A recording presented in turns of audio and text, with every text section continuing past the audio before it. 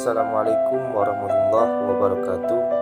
Perkenalkan, nama saya Hamdi Mustafa, NIM 5041897, lokal 6C, Manajemen Keuangan Syariah. Jadi adapun tugas saya yaitu disuruh membuat video sekilas tentang GCG dosen pengampu yaitu Rosa Rosilawati. Nah, sejarah lahirnya GCG muncul atas para pemegang saham di Amerika Serikat pada tahun 1980-an yang terancam kepentingan Budiati 2012. Maraknya skandal perusahaan yang menimpa perusahaan besar baik yang ada di Indonesia maupun yang ada di Amerika Serikat. Maka untuk menjamin dan mengamankan hak-hak para pemegang saham, muncul konsep perbedaan komisaris sebagai salah satu wacana penegakan GCG. Sedangkan di Indonesia, konsep GCG mulai dikenal sejak krisis ekonomi tahun 1997. Krisis yang berkepanjangan yang dinilai karena tidak dikelolanya perusahaan-perusahaan secara bertanggung jawab, serta mengabaikan regulasi dan syarat dan praktek korupsi, kolusi, nepotisme GKN Budiati 2012.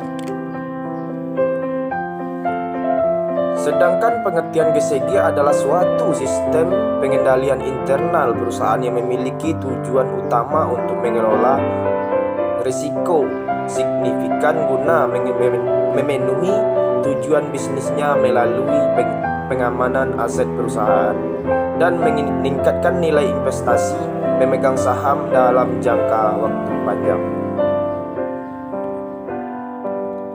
Sedangkan untuk manfaat GCG yaitu berdasarkan survei yang telah dilakukan oleh McKinsey dan Company menunjukkan bahwa para investor institusional lebih menaruh kepercayaan terhadap perusahaan-perusahaan di Asia yang telah menerapkan GCG. Selanjutnya, berdasarkan berbagai analisis, ternyata ada indikasi keterkaitan antara terjadinya krisis finansial dan krisis berkepanjangan. Selanjutnya, internasional pasar termasuk liberalisasi pasar finansial dan pasar modal menuntut perusahaan untuk menerapkan GCG. Selanjutnya, GCG bukan obat mujarab untuk keluar dari krisis. Sistem ini dapat menjadi dasar bagi berkembangnya sistem nilai baru yang telah sesuai lengkap bisnis yang telah banyak berubah. Selanjutnya, secara teoris, praktek GCG dapat meningkatkan nilai perusahaan. Menurut Mas Ahmad Dhani Daniri 2005, jika perusahaan menerapkan mekanisme penerapan Good Corporate Governance atau GCG setelah konsisten dan efektif, maka akan dapat memberikan manfaat antara lain: satu, mengurangi agensi cost, yaitu suatu biaya yang harus ditanggung oleh pemegang saham akibat pendelegasian wewenang kepada pihak manajemen.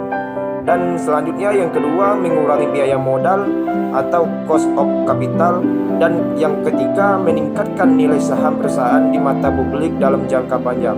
Dan yang keempat, menciptakan dukungan para stakeholder dalam lingkungan perusahaan terhadap keberadaan perusahaan dan berbagai strategi dan kebijakan yang ditempuh perusahaan. Mungkin itu saja penjelasan sekilas tentang GCG. Lebih dan kurang saya mohon maaf. Saya akhiri. Wabillahi taufiq wal hidayah. Assalamualaikum warahmatullahi wabarakatuh.